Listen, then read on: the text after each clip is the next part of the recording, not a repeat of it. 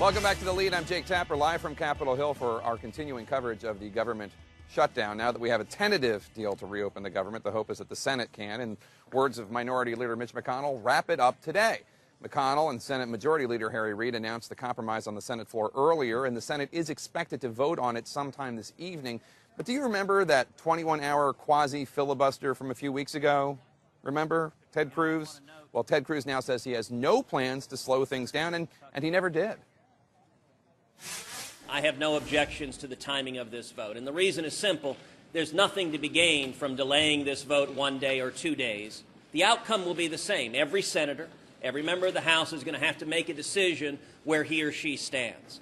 But there's no benefit. I've never had any intention of delaying the timing of this vote. Joining me now is Republican Representative from South Carolina, Mick Mulvaney. Thanks so much for joining me, Congressman.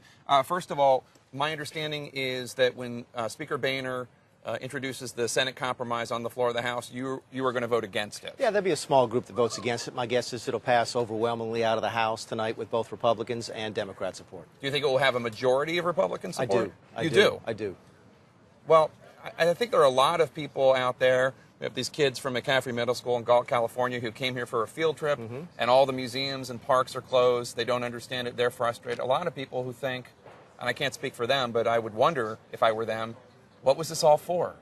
It was for equal protection under the law. I mean, one of the things that got lost in this, Jake, from the very beginning was that the narrative was that we were trying to get rid of Obamacare, completely defund it.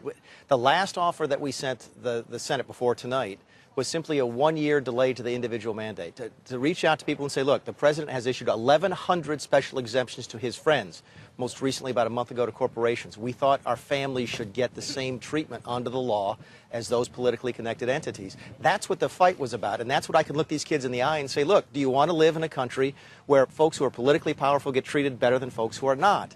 And I think they would say no, and hopefully as they get older and they realize that, they'll realize that this was fought for the right reasons, and it was worth coming to see this instead of seeing maybe the Smithsonian. To play devil's advocate for a second, I would say that what the White House says when I've asked them about the different treatment, the delay in the employer mandate for corporations, and not delaying the individual mandate requiring individuals to get insurance, they say, well, this is not what they officially say, but the truth is that Obamacare depends on more people joining the system so that more people can have health insurance, and that's how it works. And it's not as dependent upon corporations, since 85% of the country already is insured. Fair enough, and that's what I expect them to say. But the follow-up question to that, Jake, and maybe you get a chance to ask them sometime, is, well, why did the insurance companies in Nevada get treated differently? Is it because Harry Reid is from there? Why did the restaurants and nightclubs and bars and restaurants in San Francisco get treated differently than the ones, say, in South Carolina? Is it because Nancy Pelosi is there? That's what we're talking about. That's simply just wrong. So many times my Democrat friends have said to me,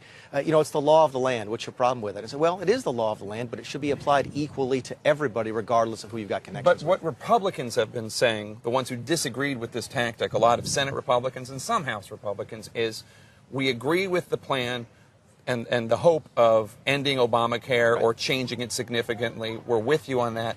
This tactic isn't going to get you what you want.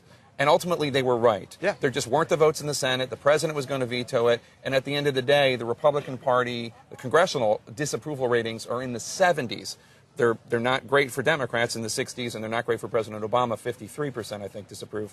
But they're really bad for Republicans. Was it worth it on a tactical level? Ultimately, you have to believe. I mean, you have to really believe. If you're going to be in this business for a living, if this is what you choose to, if you're going to leave your family and come up and do this in Washington, D.C., you have to believe that good policy is good politics. If not, you might as well go home. If you start making your decisions based upon political polls, you shouldn't be here in the first place. We believe that what we did was right. We did it for the right reasons. We did it for these kids here. They might not recognize that right now, but we really do believe that this was worth having the fight. We lost. That's it. You're absolutely right. And the folks who said we were going to lose turned out to be correct. I can't argue with that. But we do believe that what we were doing was for the right reasons, not doing it to hurt people. I saw Chuck a few minutes ago.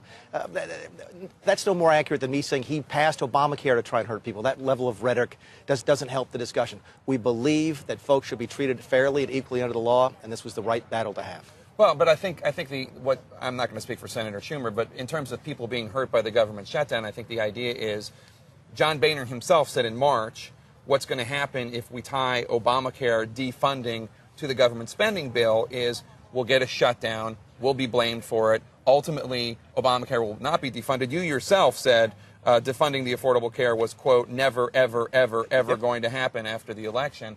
And people have been hurt, not just these kids whose field trip to Washington, D.C. was ruined, but the hundreds of thousands of individuals who weren't paid, the people who run bait and tackle shops near national parks and monuments, the people who are depending on fishing licenses to go crabbing in Alaska, the kids in North Carolina who depend upon WIC money. Now, I understand there were efforts to piecemeal fund all of these efforts by House Republicans. I hear that, but that wasn't going to work, and ultimately people were hurt by this. Yeah, keep in mind your premise to that, and it's in your question, was to defund Obamacare, which is not what we did. Yes, we sent that over the very earliest as part of this negotiation, but the last thing we sent them right before the government shutdown was simply the one-year employer delay mandate. That was it. That was all we were asking for. Individual mandate. I'm sorry, I misspoke. Yeah. But were people hurt by this? Sure. 85% of the government was open, but that's not much consolation to you if you were in the 15%, if you needed the 15% of the government was closed. But you hit the nail on the head. We tried to fix that. We passed, I think, 20 bills in the House to say, look, if you're a veteran, we want to help you. If you're going to a national park, we want to help you. If you want to go to the museums. I don't know if these kids know that the House passed a bill that would have had these museums open today.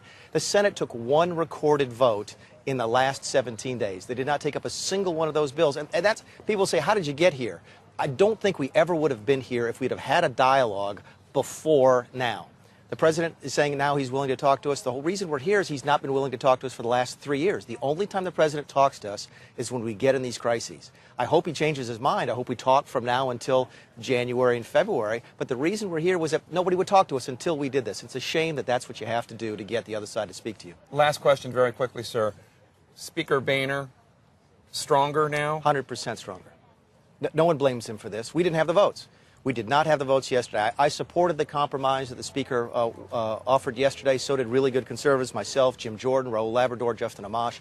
We supported that compromise. We could not get him the votes. That was our failure. We did not deliver the votes in the House. It wasn't the Speaker's fault. All right, Congressman, thank you so much for your time. We appreciate you coming and answering our questions.